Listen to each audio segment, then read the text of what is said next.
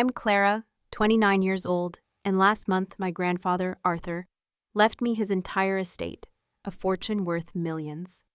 The day after his funeral, my mother, Eleanor, demanded I sign it all over to her. When I refused, well, let's just say all hell broke loose. This morning, I got a text about an important family meeting. Walking into my childhood home, I froze. My mother, my siblings, my stepfather, and 2 men in expensive suits stared at me. "Clara," my mother said with a cold smile, "meet our lawyers." I wasn't prepared for what happened next. Before I tell you the full story, let me know in the comments where you're tuning in from. And if this story grabbed you, give it a like and subscribe to see how I faced the ambush no one saw coming. My grandfather, Arthur James Miller, wasn't just my family, he was my North Star. While other kids tacked posters of teen idols on their bedroom walls, I hung a framed photograph of Grandpa Arthur standing tall and proud in front of his very first hardware store. He built his business brick by brick, starting with a modest loan and transforming it into a flourishing chain that reached across 3 states. "Nothing worth having comes easy, Clara," he used to say with that perfect blend of grit and gentleness. He was the living, breathing promise of the American dream, a man who believed in elbow grease, integrity, and a handshake that meant something. In contrast, my mother, Eleanor, never quite grasped the value of real work, or perhaps she never cared to. As Arthur's only daughter, she was raised in comfort and grew to expect comfort as her birthright. From as early as I can remember, she met my grandfather's speeches about perseverance with dismissive sighs and the role of a heavily mascaraed eye. Our living room often looked like the stockroom of a luxury boutique, with shopping bags spilling across the floor like confetti after one of her impulsive binges. She burned through credit cards like they were tissues, and when one maxed out, she'd simply flash the next. By the time I was 12, our finances had slipped into chaos. My stepfather, Victor, let it all slide. Too spineless to stop her, too complicit to care. Twice, they refinanced the house before I even had my high school diploma. Amid that storm, Grandpa Arthur became my shelter. He noticed how I'd wander into his study during family get-togethers, drawn to the neat rows of ledgers and the quiet dignity of numbers. When I turned 13, he started taking me with him on Saturdays to the flagship store. "You've got a sharp eye, kiddo," he said, after I pointed out a mistake in the quarterly numbers. "Most folks miss the small stuff. You don't." Those Saturdays turned sacred, hours spent learning how to track profits, negotiate with vendors, and above all, treat employees with respect. "Your team is your backbone," he'd say, "and you're only as strong as the folks who keep the lights on when you're not around." His success, he insisted, was rooted not just in strategy, but in loyalty. When it came time for college, Grandpa pulled me aside for a serious talk. "What's the plan, Clara?" he asked. "Business administration," I answered without missing a beat, "and maybe a minor in accounting." He smiled with quiet pride. "Smart girl, that's an investment no one can steal." He promised to cover my tuition, but just like clockwork, my mother intervened. Suddenly, she was phoning him every day with breathy tales of unpaid bills and household crises. Liam, it seemed, had special needs, which translated to a new car, and Denise had medical issues, later revealed to be purely cosmetic. My college fund was quietly folded into the mysterious category of family emergencies. So I took out loans, juggled part-time shifts at a bookstore, and tightened my belt. Still, Grandpa had my back. He'd swing by the shop pretending to browse, and just before leaving, he'd press an envelope into my hand with a wink. "Don't tell your mother," he'd whisper, eyes twinkling. "Let's keep this between us." It wasn't just money, it was his quiet rebellion against Eleanor's endless appetite, a shared secret that reminded me someone still believed in me. His quiet loyalty always made me feel like maybe I wasn't crazy for wanting something different, something earned. As my grandfather's health began to falter, our conversations took on a different tone, quieter, weightier, and lined with finality. I was 27 when he was diagnosed with congestive heart failure. During one late hospital visit, after the nurses had dimmed the lights and left us alone, he reached out and gripped my hand with a surprising firmness. "I've been watching how you manage money, Clara," he said, his voice little more than a whisper but sharp with conviction. "You're the only one in this family who actually treats it with respect." I smiled through a tightening throat and said, "I had the best teacher." The moment was tender, but his eyes stayed somber. He let out a tired breath and stared at the ceiling.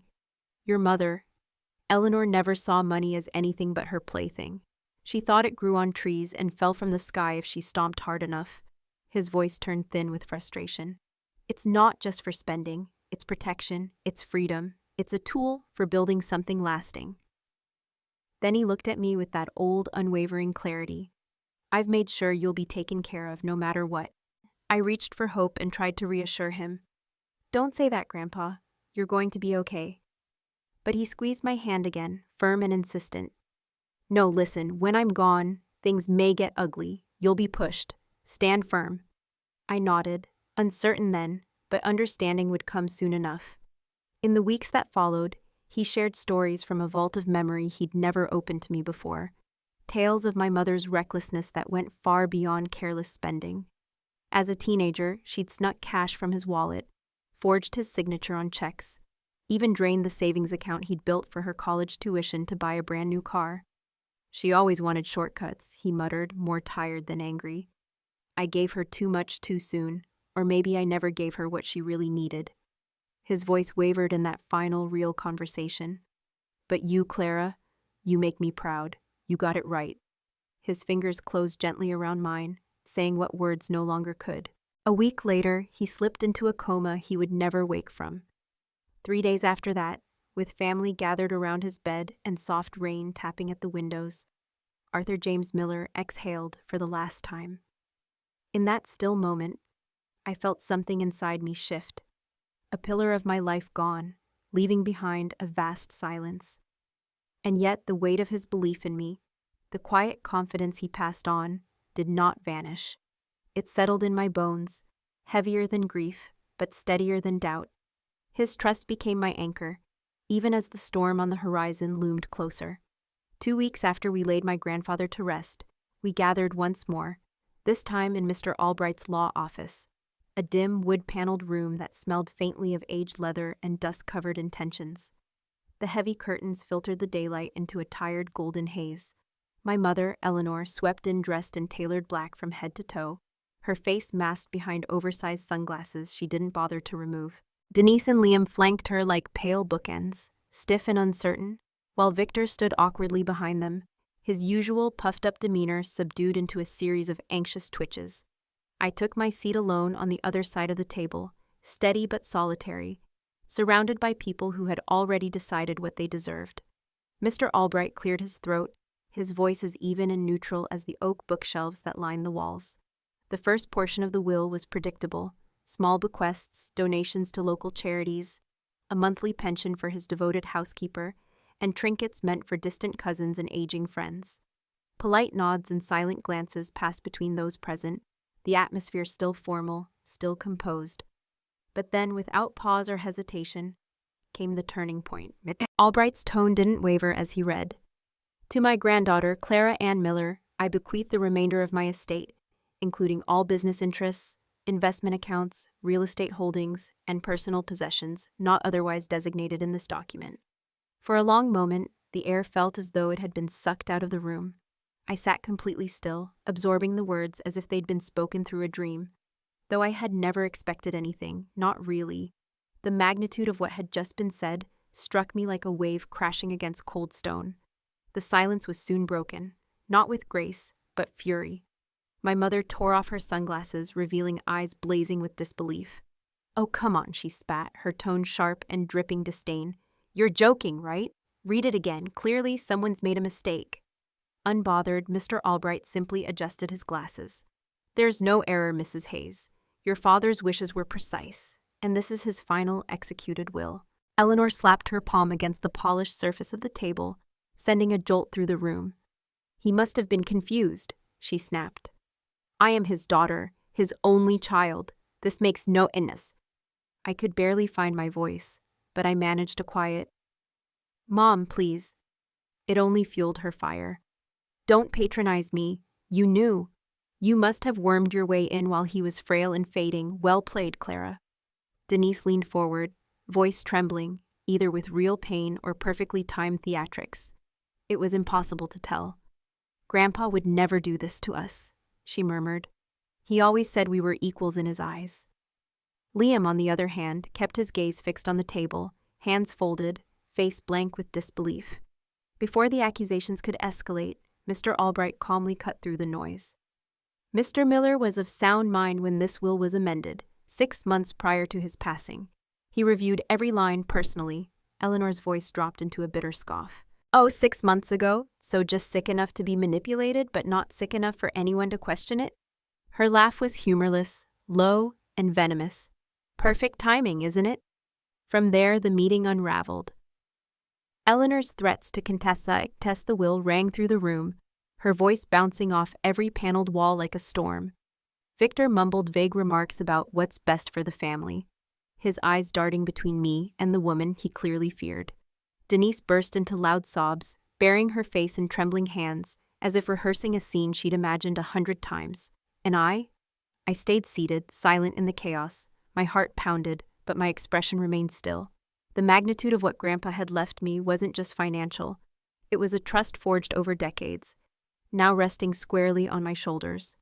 While their outrage filled the room, I felt the weight of his faith settle deep within me. A burden, yes, but also a blessing. One I hadn't asked for, but one I now had to carry forward with the dignity he would have expected. Out in the parking lot after the will reading, my mother appeared beside me as I reached for my car door. Her movements too smooth, her tone far too pleasant. That faux calm voice of hers, always a warning sign, had returned, soft and syrupy, laced with manipulation honed over decades. There's an easy way to clean this mess up, Clara, she said with a clipped smile that barely touched her face. Just sign everything over to me, and I'll make sure it's shared fairly. Everyone gets what they deserve. Her voice carried the practiced assurance of someone who had already decided how the story would end. I met her eyes, mirrors of my own, but cold, calculating, and strangely empty. I need time to think, I said, keeping my tone neutral. She laughed quietly, as though humoring a child who had said something foolish. Think about what? It's family money, sweetheart. It was never meant to be yours alone. Her lips curled, but not with warmth. You're not actually going to keep it, are you? I steadied my voice. Grandpa left it to me for a reason. I intend to honor that. At that, the polite mask cracked. You don't have a clue what he wanted, she snapped. I was his daughter for over 50 years. You were just entertainment. A project to keep him busy. The words hit like a slap. Cruel not because they were new, but because I'd heard them in other forms for years. She listed off a long chain of crises. Liam's tuition, Denise's endless debts, their second mortgage, as though I'd authored every problem myself. I thought of the gleaming new car in their driveway, all chrome and vanity, but I kept quiet. The days that followed were a relentless storm. Denise lit up the family group chat with venom, calling me a greedy little snake, her outrage so theatrical it bordered on parody. Victor chimed in with voice messages dripping in half-hearted civility, 1 minute urging me to do what's right, the next veering into veiled warnings about how family can turn fast. Even my mother's old friends, women who once gave me cookies after school, sent patronizing texts about disappointment and the sin of selfishness, often sprinkled with Bible verses they'd never quoted until now. Their disapproval felt coordinated, rehearsed, as if someone had handed them a script. Only Jason reached out with anything resembling sincerity. He showed up unannounced one evening, his hands shoved deep into his coat pockets, looking far younger than his 18 years. Look, I don't care about the inheritance, he said, eyes fixed on the floor. But Mom's intense. I've never seen her this worked up. His voice was soft, hesitant. I'm sorry you're in the middle of it. I touched his arm lightly. Thank you, I said, my voice catching. That means more than you know. He shifted his weight and shrugged. Just be careful, she's not going to back off. Not until she's got what she wants. A week later, I received an invitation, an oddly timed family dinner. I knew what it was before I stepped through the door. The moment I sat down, my mother launched into a monologue about legacy and shared wealth, cutting into her steak like a surgeon wielding a scalpel. Your grandfather didn't build all this for one person to hoard, she said, her voice crisp, rehearsed. He believed in family, in unity, not in playing favorites. I waited until she paused. Then why did he name me sole heir? I asked quietly, but the room froze. Denise slammed her fork down. Because you manipulated him, she said, her voice loud and shrill. You took advantage of being his favorite, Admit it. My mother leaned forward, her gaze locked onto mine like a challenge. If that's not true, she said, her tone dangerously sweet, then prove it. Sign it over to me. Let me distribute it fairly as he would have wanted. I took a breath. I can't do that. Victor scoffed, the sound dry and condescending. Can't or won't? He asked, arms crossed. I stood up, my plate untouched. Both, I said firmly. I promised Grandpa I would carry out his wishes. That's what I'm going to do. My mother rose from her chair, her voice growing sharp. His wishes were to care for the family. I turned at the doorway. And I plan to, I said, my voice steady. Just not under your terms. Their voices followed me down the walkway, shouting, accusing, echoing through the quiet cul-de-sac like an ugly hymn. Back in my apartment, the silence was suffocating. I cried until my body ached, not from regret, but from grief. I wasn't mourning the money or even the conflict. It was the slow, painful loss of people I once called family. I had kept my word to the man who raised me, but in doing so, I had paid the price in blood ties. The cost of loyalty, I was learning, wasn't always in dollars. Sometimes it was in heartache. The weeks after the will was read proved to be among the most emotionally exhausting of my life. What began as open conflict soon mutated into something far more calculated. A quiet, persistent campaign designed to wear me down from the inside out. My phone became less a tool for connection and more a weapon of guilt. Aunts I hadn't seen in years called to express their deep disappointment. Distant cousins sent accusatory messages asking if I'd forgotten what family means. Even women from my mother's church took it upon themselves to reach out, their voices syrupy but sharp, quoting verses about honoring one's parents and the spiritual cost of greed. My mother, never short on flair, adopted a new daily mantra for her voicemails. Family takes care of family. She said it like scripture, though it felt more like a threat.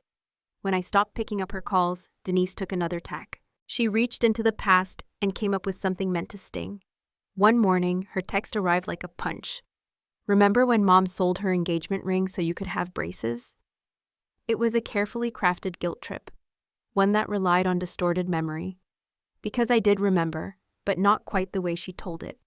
Grandpa Arthur had quietly handed Mom the money for my braces, only for her to spend it on a luxury spa getaway. The ring was sold after the fact, when her splurge caught up with her. Her revisionist history would have been laughable if it didn't make my blood boil. The attacks didn't just stay confined to family channels. Somehow, my mother managed to get hold of my coworkers' contact information and began calling my office directly. What had been personal turmoil now began leaking into my professional life. After the third day of this disruption, Barbara, my boss, called me in. Her face was a mix of concern and quiet disbelief. "Is everything all right at home?" she asked gently. I explained as calmly as I could, though no words felt quite sufficient to describe the storm I was trying to weather. She offered me a few days off and kindly instructed the front desk to block my mother's number. It was the first gesture of genuine support I'd received in days, and it meant more than I could say. Meanwhile, social media turned into a public coliseum. My mother and Denise began posting cryptic updates about toxic relatives and elder financial abuse. Friends and family, unaware of the true story, chimed in with heart emojis and messages of blind support. The most galling moment came when I made the mistake of scrolling through my mother's Instagram late one night. There she was, smiling next to a gleaming new vehicle, her caption reading, "A little retail therapy to heal the heart, #self-care." This post came less than a week after she'd texted me pleading for help with unpaid utility bills. It was no longer a suspicion. It was becoming a sickening realization. So I did something I never imagined I would. I called Mr. Albright and requested a detailed accounting of what my grandfather had given my mother over the years. The results were staggering. Over the last 5 years alone, he had given her well over $300,000, funds marked for house payments, medical expenses, education costs. The amount swelled in the final 12 months of his life, as if he were desperately trying to buy her some semblance of stability, or maybe just peace and quiet. Mr. Albright, ever composed, reviewed the figures with a careful neutrality. "Your grandfather was very generous with your mother," he said with measured words. Some might say, a bit too generous. The total, once laid bare, left me reeling. That money had vanished into luxury handbags, cars, and quick fix comforts. It was gone, and with it, any doubt I had about the truth. That evening, the most unsettling call I'd received yet shattered the already fragile quiet of my apartment. It was Victor, his voice unmistakably thick with drink and resentment. "Well, look who thinks she's queen of the castle now," he sneered, each word slurred and steeped in bitterness. "Little Miss Business Degree with her fancy opinions. You think this is a game?" He didn't wait for an answer. "Your mother can barely breathe thanks to you. Panic attacks. But I guess that doesn't matter when you're busy playing heiress." I tried to stay calm, my heart thudding against my ribs. "I'm sorry she's having a hard time," I said quietly. But he scoffed, his tone curdled with mockery. "No, you're not. You've always been out for yourself. Arthur just made it easier." He wasn't done. "That money, it's hers, always was. She had plans, you know." I shouldn't have asked, but I did anyway. "What plans?" Victor let out a low, humorless chuckle. "The house in Naples, for starters. We put down a deposit 6 months ago, right after the doctor told us how long your grandfather had left." My stomach twisted. It felt like ice sliding down my spine. "So you were already spending his money before he passed?" I asked, the words tasting like metal. "It was as good as ours," he snapped, defensive now, "until you wormed your way into it." The call ended with veiled threats, talk of legal trouble and family secrets he'd be happy to share. I sat frozen in the dark, shaking. For the first time I wondered if surrendering would be easier. Maybe peace was worth more than principle. Ethan found me like that, curled on the couch, lights off, the weight of everything pressing down. He'd come using the emergency key after I missed our dinner and went silent. One look at me and he pulled me into his arms, no questions, just quiet strength. "Tell me," he said softly. "Start at the beginning." So I did. I spoke of the will, the phone calls, the endless pressure, and finally Victor's menacing words. When I finished, I whispered, "Maybe I should just give them what they want."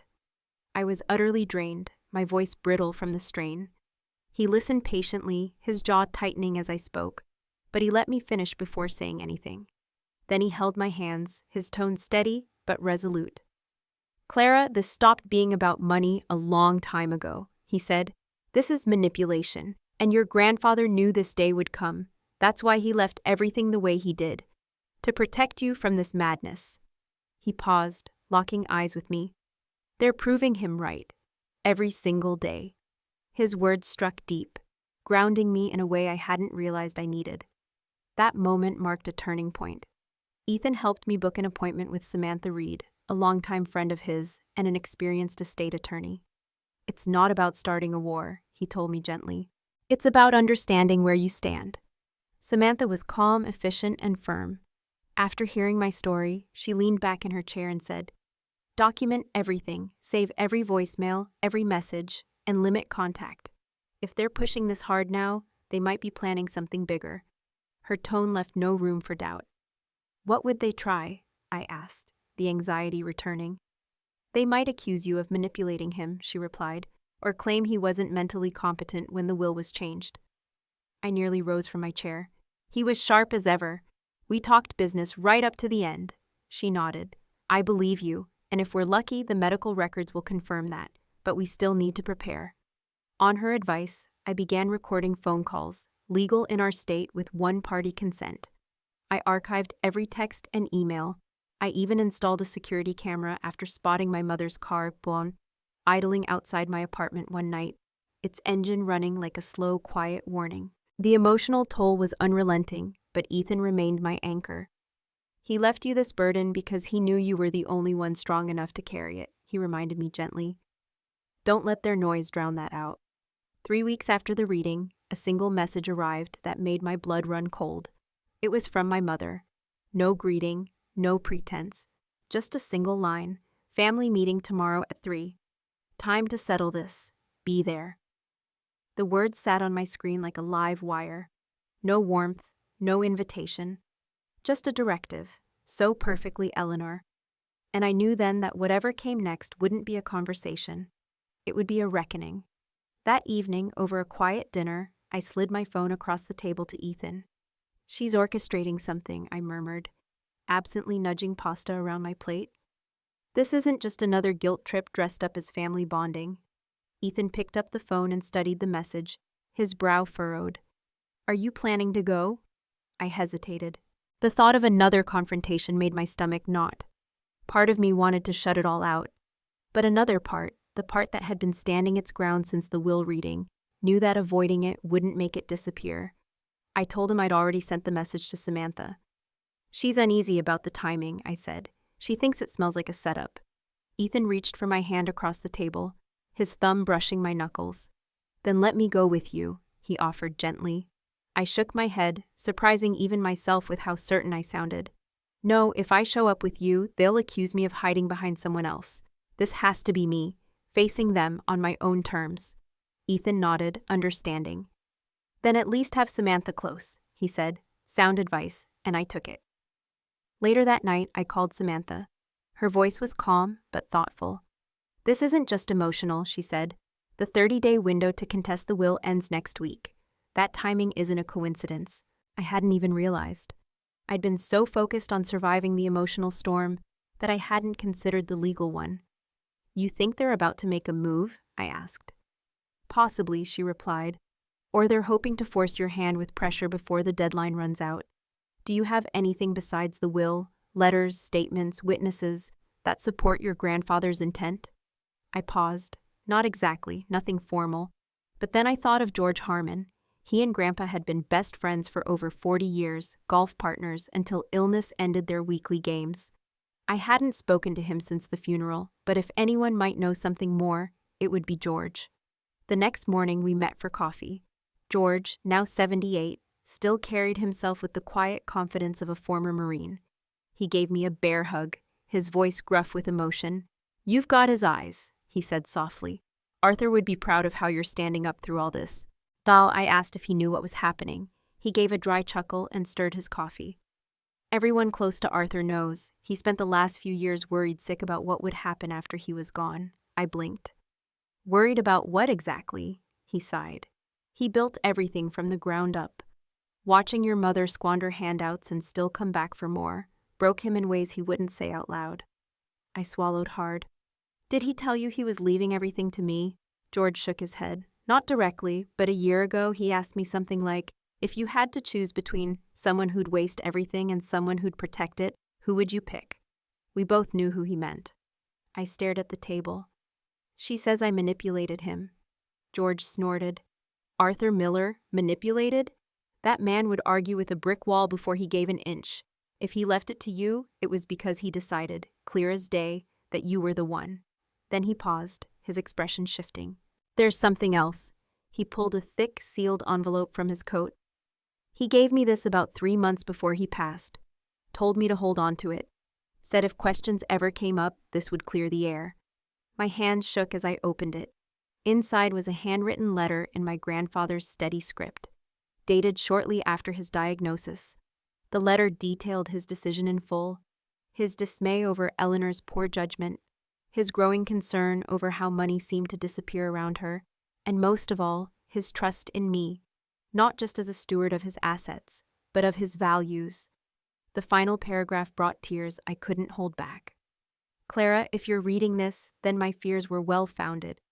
I didn't come to this decision lightly. I made it after years of watching how each of you handled responsibility. My legacy isn't just money, it's principle. And you are the only one who's shown me you understand that. I love all of you, but I trust only you. I refolded the letter with reverence, my spine a little straighter. Thank you for holding on to this, I said quietly. George nodded. There's more, he added. Arthur kept a journal, detailed everything, every loan to your mother, every time she came to him about money. It's in his safe at the house. I haven't touched much since the funeral, just too many memories. I placed my hand over his. Maybe it's time, I said gently. Especially with that meeting coming. He squeezed my hand. And Clara, don't walk in there alone. I promised I'd be careful. After we parted, I called Samantha again. This time, we made a plan. I'll wait in my car nearby, she said. If things turn sideways, text me the word now, and I'll be at the door. If they try to push papers in front of you, I nodded. I won't sign anything. No matter what they threaten, no matter how they plead. Nothing without you seeing it first. Exactly, she said. They can't force your hand unless you offer it. That afternoon, I returned to the house that was now legally mine, though I hadn't yet brought myself to move in. Walking through those rooms was surreal, each one steeped in family echoes. I stepped into his old study and found the safe tucked behind the painting of his first store, just as I remembered. The combination was my birthday, something only he and I would have shared. Inside, nestled between property deeds and insurance files, was the journal. Bound in soft brown leather, it held pages of careful entries, dates, amounts, reluctant explanations. The final entry chilled me. Gave Eleanor $15,000 today, said it was for Liam's college prep. Likely nonsense, but I'm too tired to fight. This is the last time. Albright has everything. Clara will face storms, but she has what Eleanor never did: character. I hope I've done right by them. I photographed everything and sent it to Samantha. Her reply came swiftly. This is what we needed. Bring the journal, but only show it if absolutely necessary. That night, for the first time in weeks, I felt something other than dread. I felt ready, no longer burdened by guilt or doubt. I began preparing with quiet focus. Ethan watched me lay out documents, organize files, and tuck the letter safely into my portfolio.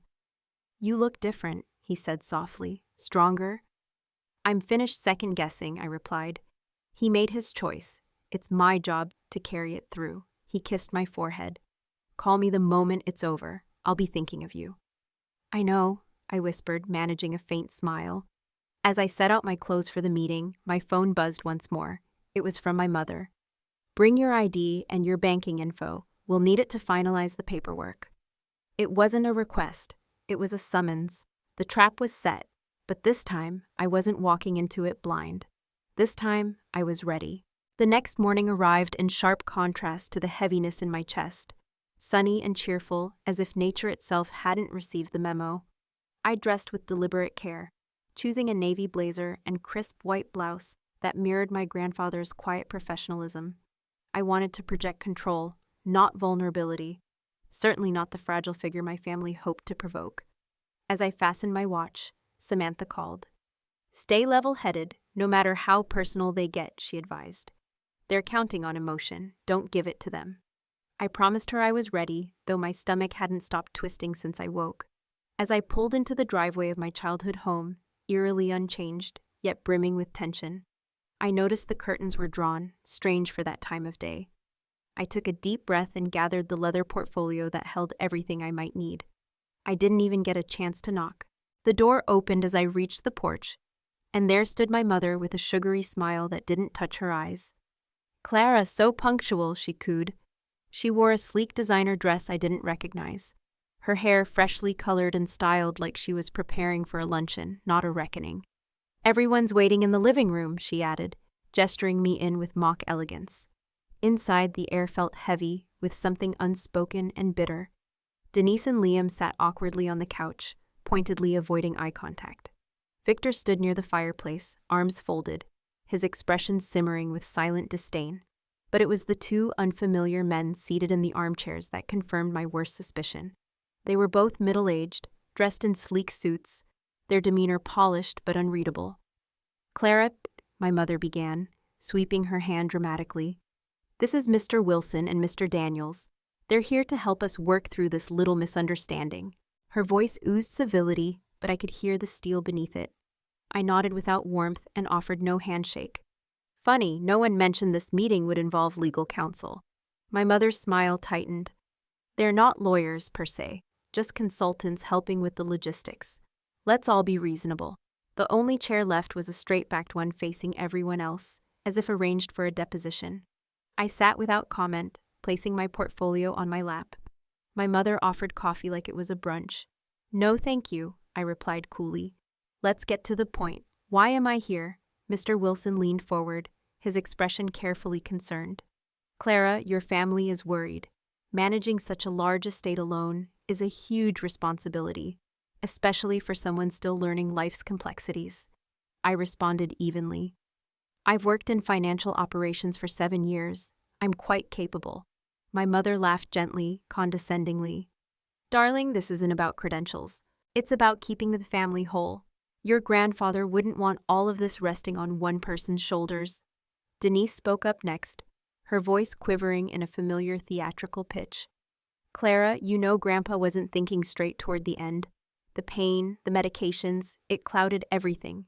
I stayed steady. The will was updated half a year before he was even hospitalized. Mr. Daniels opened a briefcase, his gestures smooth. We've drafted a proposal that honors your grandfather's memory while promoting fairness among loved ones. My mother beamed at him with gratitude. They've really been a godsend. I knew what was coming. And what exactly are you proposing? I asked, my tone flat. Mr. Wilson removed documents and began outlining a redistribution plan. You'd transfer the primary business assets and accounts to your mother, given her maturity and experience, while keeping a respectable 20% for yourself. I nearly laughed. Daniels chimed in. The real estate holdings would be liquidated, proceeds distributed among the family. Your brother needs help with college. Your sister has medical challenges. I turned toward Jason, whose posture shrank. What medical challenges? I asked. My mother stiffened. That's private, she snapped, her smile vanishing. Victor stepped forward, eyes narrow. Let's not drag this out. Either you sign today, or we go legal. Wilson didn't miss a beat.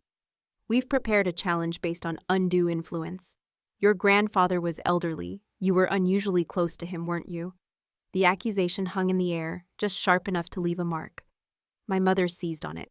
Clara, be sensible. You know what a court battle would do to his reputation. Do you really want strangers poring over his medical records, questioning his mental clarity in open filings? Her voice was silk over thorns. A pang of doubt struck, brief but real. Would Grandpa want the courts dissecting his final months? His name dragged into legal arguments. His intentions picked apart. The thought turned in my chest like a blade. But even as the doubt flickered, so did something else, resolve. I looked around the room at their expectant faces, the suits, the veiled threats dressed as concern. They hadn't gathered for reconciliation. They'd gathered to corner me, and I wasn't going to let them. Not this time. The flicker of hesitation must have flashed across my face, because my mother's expression shifted instantly into a smug kind of satisfaction.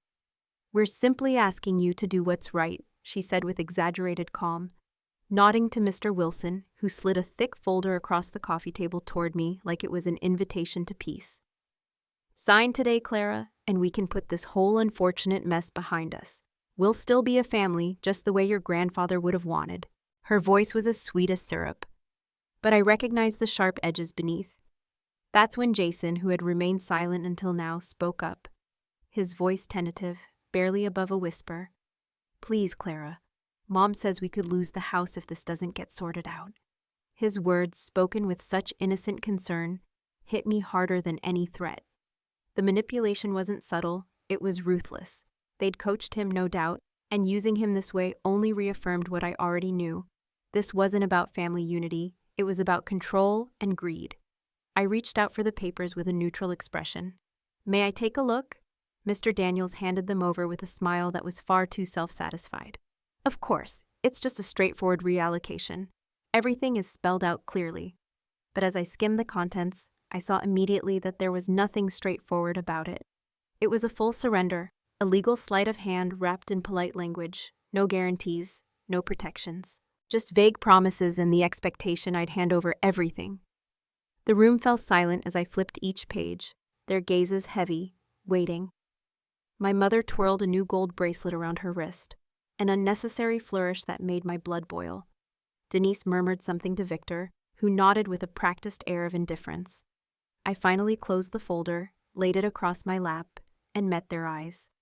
So, my mother said coolly, "Do you need a pen, or shall we toast instead?" I smiled then, not the strained diplomatic smile they were used to, but the one my grandfather used when he knew he held the stronger hand. The kind of smile that closed deals, not cracked under pressure. Before I make any decisions, I began slowly, my voice calm but firm. There's something I'd like to clarify. Mom, when exactly did you put the deposit down on the house in Naples? Her color drained almost instantly. Excuse me? She asked, voice tight. I don't know what you're talking about. I turned my attention to Victor. He mentioned it during our last call. Said it was done 6 months ago, right after Grandpa's doctor gave you the timeline. Denise's eyes shot daggers at Victor, who fumbled. That's not what I said. I didn't raise my voice. I didn't need to. I recorded the call, I said, the words slicing through the air like a bell toll. Just as I've documented every threat, every misleading claim of financial hardship, and every lie, while you've all been busy buying jewelry, taking vacations, and paying for private clubs. Mr. Wilson shifted uncomfortably, adjusting his tie. Ms. Miller, let's not lose focus. These things get emotional, but we're here for the documents. I'm glad you mentioned that, I replied evenly, reaching for my portfolio, because I brought a few of my own. My mother's chair scraped harshly as she stood. This is absurd. You're accusing me of theft? Her voice had grown brittle. No, I said softly. I'm simply reading Grandpa's notes. I flipped open the journal. January 15th. You told him Jason needed $30,000 for medical treatment. But Jason wasn't ill. The money went toward a cruise and Victor's golf fees. I placed a printed photo on the table. Mom smiling poolside, tagged best birthday ever, hatch blessed. Mr. Wilson and Mr. Daniels exchanged a glance, visibly uncomfortable now. I didn't stop there. May 8th, $20,000 for emergency dental work for Denise. She was actually in Cancun posting daily updates. Denise's face flushed crimson. I laid out evidence after evidence, every falsehood recorded in Grandpa's own handwriting. He documented it all, every penny, every excuse. And now you want me to sign away his legacy? My mother's expression was one of stunned fury.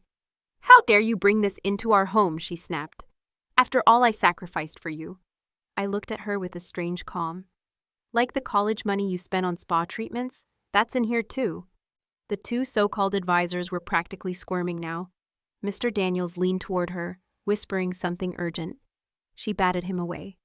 You ungrateful. I think we're done here, I said, standing. Unless you'd like me to bring in my actual attorney, who, by the way, is outside right now. And she's quite interested in the legality of advisors pressuring someone to sign under false pretenses. Daniel shut his briefcase with sudden urgency. You didn't mention active counsel, he hissed at Eleanor. There isn't any, I replied, sharp and measured. Not yet, my mother's fury boiled over. This isn't finished, she hissed. Oh, but it is, I said, handing the unsigned document back with a firm gesture. Grandpa's intentions were clear. I won't dishonor them. Her voice cracked with rage. He was my father. That legacy should have been mine. And that, I replied gently, is exactly why he left it to me. I turned to leave, but Jason's voice broke through. Clara, wait. He'd sat silent the whole time, his expression unreadable, until now. I didn't know, he said, stepping forward.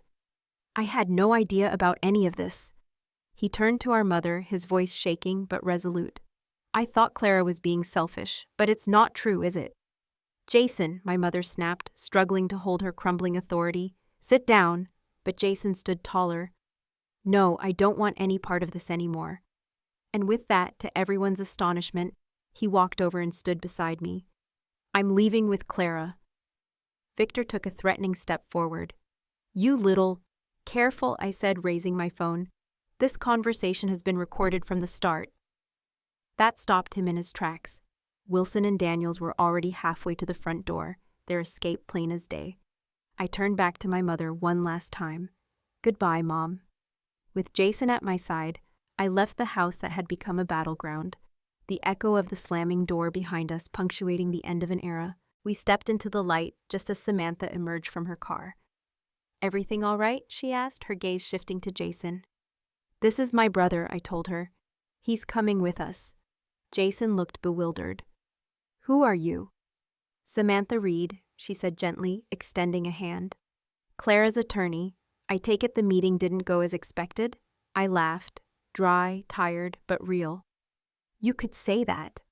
There wasn't time to explain. The front door burst open again. My mother stood framed in the doorway, her face flushed, her voice shrill. Jason, get back here now! Jason didn't flinch.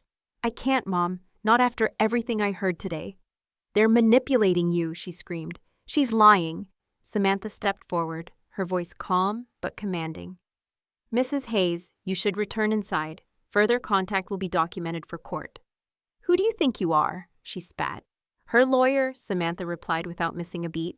"A real one, unlike the men you brought in." That silenced her. Behind her, Wilson and Daniels were scrambling toward their vehicles, trying to escape the fallout. "This isn't over," she shouted one last time. "Yes," Samantha said with finality, "it is. Any attempt to contest now would be considered baseless harassment. You'd face costs and potential penalties." My mother turned to Jason one last time. "Don't come home if you walk away now." Jason's jaw set. "Then I guess I'm not coming back." The door slammed again. We stood there in silence before Samantha gently urged, "Let's go, we'll talk elsewhere." And so we did. Not as victims, but as survivors of a storm that, at last, had broken and passed. About 20 minutes later, we found ourselves tucked into a quiet corner of a small cafe miles from the chaos we had left behind. The aftermath of the confrontation still clung to us like smoke. Jason sat hunched over his untouched coffee, his shoulders tense, his expression stunned. "I still can't believe it," he murmured, eyes fixed on the table. "She disowned me, just like that, no hesitation." I tried to sound reassuring, though my own doubts lingered. "She's bluffing, give her time, she'll come around." But Jason looked up, pain etched deeply in his young face. "You didn't see her after the will reading. She didn't cry, she didn't mourn. All she talked about was getting her money back, like nothing else mattered." Samantha, who had been quietly reviewing her notes, spoke gently. "Jason, did your mother ever talk about concrete plans for the inheritance? Anything beyond vague talk about sharing with the family?" He hesitated, visibly torn between long-held loyalty and this new, painful clarity. "There was a list," he finally said. "The Naples house was just the start. She wanted a boat, to buy into some elite golf club, redo the entire house in marble, the works."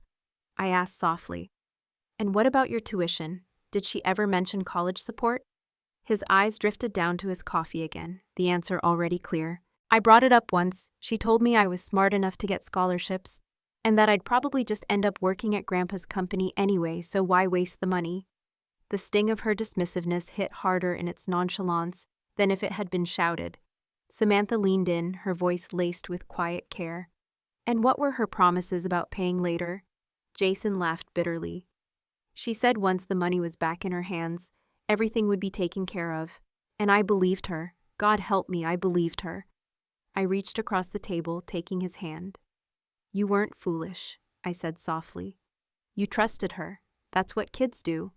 Samantha cleared her throat, gently returning us to the present. "I'm sorry to interrupt, but we need to talk next steps. The worst is likely behind us, but we can't ignore the possibility of further action."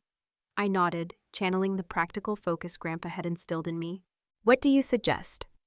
"First, we filed George's letter and the journal as supplemental evidence with the probate court," she advised, her tone steady. "It reinforces your defense if she attempts a formal challenge." She made a few more notes. "Second, if the intimidation or stalking continues, you may need to consider a protective order." The words landed hard. "A restraining order against my own mother?" I asked quietly, the thought jarring. "Only if it becomes necessary," Samantha replied with compassion. "But the recorded threats aren't trivial. They carry legal weight." Jason looked up, alarmed. "Threats? What kind of threats?" I hadn't told him about Victor's drunken voicemails, or the time I caught our mother parked outside my building late at night, watching. "It's been difficult," I admitted carefully. "But maybe today was the final push. Maybe it's over." Samantha didn't look convinced. "At the very least," she said, "change your locks and update your security system. And Jason, you'll need a safe place to stay in the meantime." The gravity of his situation seemed to hit him all at once. "I can't go home," he said, voice suddenly small. "But I don't really have anywhere else." "Yes, you do," I replied without pause. "You're coming with me." Relief spread across his face, vulnerable and immediate. "Are you sure?" he asked. "Positive," I said. "There's a pull-out couch in my living room, and your name's on it." Samantha offered a rare smile. "That's settled then." She turned back to me. "Now, about the estate. Have you decided how you want to move forward?" The question caught me off guard. Until now, I'd been in survival mode, reacting. I hadn't thought much beyond defense. Grandpa wanted his legacy to grow. I said slowly, the idea forming as I spoke. Not just to preserve what he built, but to build something better. Samantha nodded. The stores are still profitable, but they face serious pressure from larger competitors. Diversification might be key. Jason sat up straighter. Grandpa always talked about eco-friendly supplies. He said sustainability was the future. He just didn't have the stamina to overhaul it all. I blinked in surprise. You remember that? Jason gave a modest shrug. Not everything, but I liked listening to him get excited. I liked how his whole face lit up. It clicked for me then. What are you planning to study? I asked. Business administration, he said, with a focus on sustainability. I met Samantha's eyes across the table. She nodded slightly, sensing what I was thinking. Then maybe this legacy should belong to both of us, I said aloud. Jason looked stunned. What do you mean? I won't sign anything over to Mom, I clarified, but I do want to honor Grandpa's values, and part of that means giving you a place in this. Jason stared at me, hope rising behind his disbelief. You're serious? I am, I said. If you're willing, I'd like you to intern at the stores while you're in school. Learn the ropes like Grandpa taught me, from the ground up. He blinked. You'd really do that? Absolutely. And if you prove you're serious, which I know you will, there could be a permanent role after graduation. His face softened, and for the first time all day, I saw light in his eyes. But what about Denise and Mom? He asked, his voice quieter. I sighed. Denise made her choice. As for Mom, I won't reward her recklessness, but I won't abandon her either. We can establish a modest, tightly controlled trust. Samantha nodded in approval. A well-drafted trust could safeguard the funds while setting clear limits. We can include clauses for educational support, perhaps even for Denise, if she ever chooses a different path. For the first time in weeks, I felt a genuine sense of clarity. It wasn't just about honoring Grandpa's will anymore. It was about living his values. Even if the road to healing our family would be long, it was a road I was finally ready to walk. So what now? Jason asked, his voice lighter, steadier. I smiled. Now, I said, feeling that strength rise in me again. We build something that would make Grandpa proud. The rest of the afternoon passed in focused preparation. Samantha helped Jason create a checklist of things to retrieve from the house, with police escort, just in case. I called Ethan, who immediately offered to help set Jason up at my place. And by evening, we were back in my living room, safe. It wasn't over, but it was calmer. And for the first time, the path ahead felt solid beneath my feet. We were sitting quietly when Jason suddenly broke the silence. You know what today is, he said. It's the anniversary of Grandpa opening the first hardware store, 47 years ago today. I blinked at the calendar, surprised I hadn't realized. You're right. He looked at me with awe. Do you think he planned it this way? Ethan chuckled softly. After what I've heard about him, I'd be shocked if he didn't. I smiled, remembering Grandpa's sense of timing, how he always said success came down to preparation and the moment you chose to act. Maybe somehow, this had been his final lesson. Later that night, once Jason had fallen asleep on the couch and Ethan had gone home, I sat alone in my room, paging once more through Grandpa's journal. On the final page, in the margin, something caught my eye, words I'd missed before, scrawled in his steady hand. The true measure of wealth isn't what you keep, but what you build. Make it count, Clara. I touched the ink with my fingertips, my throat tight. I will, Grandpa, I whispered into the quiet. I promise. The weeks that followed were a strange mix of exhaustion and grace. My mother launched a brief but exhausting campaign. Angry texts, emotional voice messages, posts online hinting at betrayal and ingratitude. I didn't respond. Publicly, I remained silent. But it still hurt. Ethan reminded me daily. Silence is strength, Clara. She's baiting you. Don't let her pull you back in. And slowly, the storm began to lose its power. I wasn't her target anymore. I had become something harder to manipulate. I had become someone my grandfather would have recognized, someone he trusted, someone he'd believed in. The hardware stores required immediate oversight. Without Grandpa's steady leadership, certain managers had grown complacent, and the first signs of decline had begun to show in sales. I took a temporary leave from my position in marketing, and threw myself fully into the operations of the business. I traveled from store to store, getting to know the challenges unique to each location. Jason joined me whenever his class schedule allowed, eager to learn, his curiosity reminding me so much of my younger self. Watching him engage with the staff, asking thoughtful questions about stock systems and customer retention, I couldn't help but see traces of Grandpa. His focus, his warmth, his practical intelligence. "You've got a real instinct for this," I told him after a successful meeting with one of our more difficult suppliers. He blushed a little, modest. "I just remember things Grandpa used to say. It helps me know what matters." "That's exactly why you're ready for this," I replied. Roughly 3 weeks after the confrontation, Denise reached out unexpectedly. She suggested a cafe halfway between our homes, neutral territory. I arrived early and chose a quiet table by the window, facing the entrance, my guard still up after all we'd been through. When she walked in, she looked noticeably smaller, not physically, but emotionally, without our mother's presence looming beside her. The designer outfit was still in place, as was the immaculate makeup, but the usual confidence had slipped. "Thanks for meeting me," she said, sliding into the chair across from me. "Honestly, I wasn't sure you'd come." "I was surprised you called," I admitted. She looked down, twisting the edge of her napkin. "Mom doesn't know I'm here. She'd throw a fit if she found out." Her voice faltered slightly. "She's not well, still angry, drinking more than usual. She's decided to sell the house, says the mortgage is too much." I'd expected some satisfaction from that news, but instead I just felt tired. "Where will she go?" I asked. "Victor's sister has a rental," Denise said. "It's smaller but decent. She's left Jason's room untouched. She won't say it, but I think she's hoping he'll come back." "Has she tried to reach him?" I asked. Denise shook her head slowly. "No, she can't bring herself to. She's too proud." Then after a long pause, she added, "I owe you an apology, Clara. I said awful things. I believed Mom when she told us you manipulated Grandpa." I gave a soft nod. "You were protecting her. That's what loyalty looks like." Denise looked away. "It wasn't just that. I was jealous. You were always his favorite." When the will was read, it felt like confirmation. I gently filled in her silence. That he loved me more. Her eyes welled up. I hated how much it hurt. But now, watching how Mom has unraveled, I finally understand why Grandpa did what he did. "I see it clearly," she quickly clarified. "I'm not asking for money, Clara. I swear that's not why I wanted to meet. I miss you, and Jason. Mom's made it clear she's cutting you both out, but I can't live like that." I reached across the table and extended my hand. After a brief pause, she took it.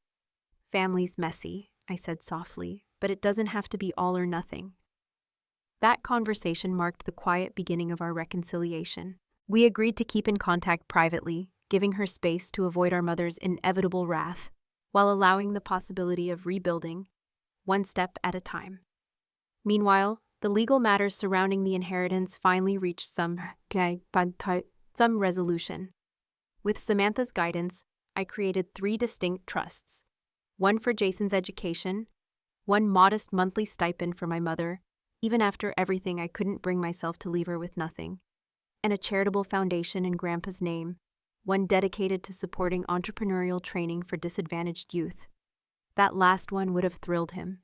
He'd always quietly mentored young people, offering jobs, guidance, and sometimes his own money to help them start out. Formalizing that into something lasting felt like the most meaningful tribute I could give him. 6 months after Grandpa's passing, I moved into his home, our home now. It was the logical decision. My apartment had become too cramped with Jason living there too, and maintaining 2 places was wasteful. Still, those first nights in his bedroom were hard. Every corner carried a memory. I kept most of the house as it was, but converted his study into a shared workspace for Jason and me. Above the fireplace, we hung his portrait. His eyes, always kind and steady, seemed to watch over our every step, as if silently approving. Under our combined leadership, the business started to flourish. Jason's enthusiasm for sustainable building solutions helped us reach a younger, eco-conscious clientele. My marketing background gave us a competitive edge. Together, we launched a modest expansion, opening a specialty showroom for green construction materials. It was the kind of forward-thinking Grandpa always talked about, but never had the chance to see through. Now we were making it happen. 1 year after that fateful day, I received an email that stopped me cold. The subject line read simply, "Truce." It was from my mother. The message was short. "Clara, I've spent the past year angry. It didn't fix anything. Denise tells me the business is doing well. She says Jason's thriving. I miss my children. If you're willing, I'd like to meet. No lawyers, no demands, just a conversation." Mom. I read it several times, looking for signs of manipulation, but there were none. After talking it over with Ethan, Jason, and Denise, I agreed to see her, carefully and with Ethan nearby just in case. She arrived on time, and to my surprise, she looked subdued, older perhaps, and humbled. The flashy clothes were gone, replaced by a simple outfit that made her seem more real.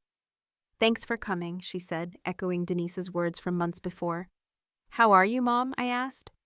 She gave a thin smile. "Getting by. The rental's fine, easier to keep up with." She hesitated. "Victor and I are taking a break." I didn't know how to respond, so I just said, "I'm sorry." She shrugged. "It's been coming for a long time. Your grandfather used to say Victor was bad for me. I think I'm finally starting to agree." Then came something I hadn't expected. "I've started seeing someone," she said, not meeting my eyes. "A therapist." Denise pushed me into it. "I've been learning some hard truths about myself, about why I always felt like things were missing no matter how much I had." It wasn't a perfect reconciliation, but it was a start. She asked questions about the business, seemed genuinely impressed by Jason's achievements, and listened without interrupting when I talked about the foundation. Just before we left, she looked at me and said something I'll never forget. "Arthur would be proud of you, not just for what you've done, but for who you've become, despite how hard I made it." Rebuilding our family has been a winding, uneven road. There are days when the past creeps in and old habits surface, but the bitterness has softened. My mother and I keep respectful boundaries, and the tension that once dominated every exchange has lessened. She even came to the grand opening of our newest store. She stayed quiet, kept to the back, but she was there. Jason, now preparing to graduate, is ready to step into a full-time leadership role. Denise, perhaps moved by what we've built, has begun volunteering at a shelter and talking about pursuing a degree in social work. And Ethan, well, the ring on my finger says all you need to know about our future. As for me, I've come to terms with my grandfather's decision. The inheritance wasn't just about money or business. It was about values, about using what we have to create something that matters. In his final journal entry, he wrote that I possessed something my mother never cultivated: strength of character. For a long time, I felt unworthy of that judgment. But now, I understand it was never about praise. It was about his trust, earned slowly over years of choices, hard ones. Through all the pain and pressure, I learned what it truly means to lead with both compassion and conviction. That, in the end, was the real inheritance. Not the bank accounts or the buildings, but the chance to do something meaningful with them. To build, to serve, to pass on something better. If you faced a similar battle over family, money, or legacy, I hope my story brings you clarity. Holding your boundaries doesn't mean shutting people out. Sometimes it means giving relationships a better chance to grow, with honesty and structure. I invite you to share your journey in the comments. Have you found ways to balance your own needs with those of family? And if this story resonated with you, please consider subscribing for more reflections on life's turning points. Thank you for hearing mine. And remember, what we leave behind isn't counted in dollars. It's measured in meaning.